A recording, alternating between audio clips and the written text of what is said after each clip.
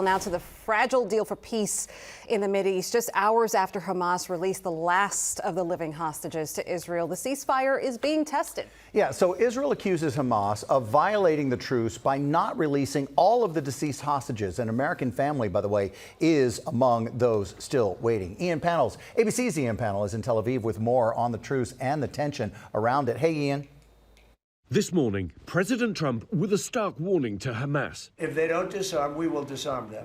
They know I'm not playing games. Just one day after brokering a historic hostage exchange and ceasefire, Karen Travers pressing Trump on the deadline he'll put on Hamas to give up its arms. A reasonable period of time, pretty quickly. A reasonable period of time. Trump's warning comes as Israel accuses Hamas of violating its ceasefire agreement, failing to return all bodies of hostages who were killed. We spoke to Ruby Chen, father of Itai Chen, one of the two American hostages whose bodies are still being held by Hamas. As I told the president yesterday, the job is not done. There are still 24 hostages left behind. There are no less hostages than the 20 that came out. And there's an obligation, both for the Israeli government as well as the U.S. government when it comes to my son, the youngest U.S. citizen taken captive over 2 years ago, to bring him back home. Stories of the horrors of captivity and the joy of release now surfacing from the released hostages. Omri Moran, now reunited with his wife and two daughters.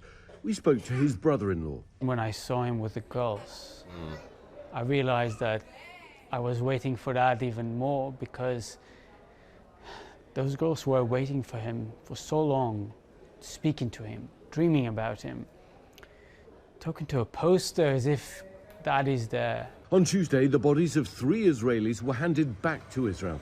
Hamas says some of the others remain trapped under rubble from buildings destroyed in the war.